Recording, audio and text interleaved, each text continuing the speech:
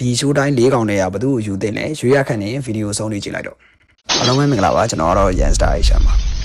ဒီ box ထဲမှာပါတဲ့ကောင်တွေအကုန်လုံးကတော့ booster man manager man ဆိုရင်103ထိတက်တဲ့ကောင်တွေကြီးပါပဲ stat တွေကတော့ကျွန်တော်ရှေ့သွားမှာဆိုလို့အများကြီးမပြောတော့ဘူးဒီတိုင်း brother တို့ပဲကြည့်လိုက်တော့ပထမဆုံးတစ်ယောက်ကတော့ဒီ box ၄កောင်ထဲမှာလူကြိုက်အများဆုံးဖြစ်တဲ့ Kimmich ပဲဖြစ်ပါတယ် DMF position ကိုမှ orchestrator playing style နဲ့လာတယ် special skill ကတော့ visionary pass နဲ့ပါကျွန်တော်ကတော့ Kimmich ကိုကွင်းလယ်မှာဆော့မှာဖြစ်တဲ့အတွက်ဒါမျိုးလေးတင်ထားပါတယ်ကိုယ့်ရဲ့ကွင်းလယ်မှာနောက်တန်းကိုလည်းကူနိုင်ရမယ်ရှေ့တန်းကိုလည်းပေးဖို့မှုတွေကောင်းကောင်းလုပ်နိုင်ရမယ်ကွင်းလယ်ကိုလည်းတေချာစိုးမိုးနိုင်ရမယ်ကစားသမားရှာနေရင် Kimmich ကိုရွေးလိုက်ပါ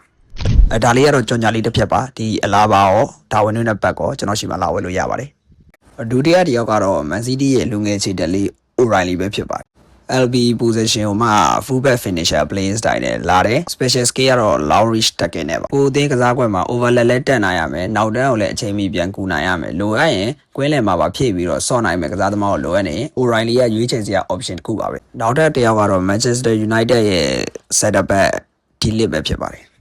CB position ကိုမှ back playing style နဲ့လာတယ် special skill ကတော့ area 4နဲ့ပါကိုယ့်ရဲ့အသင်းမှာနောက်တန်းလဲလိုတယ်ခေါင်းတိုက်ဘောတွေတိုင်းခံရှင်းထုတ်ပေးမဲ့ကစားသမားလည်းမရှိသေးဘူးဆိုရင်တော့ဒီလက်ကမေးထားလို့မရပါဘူးနောက်ဆုံးတစ်ယောက်ကတော့ကျွန်တော်တို့ရဲ့တူရကီက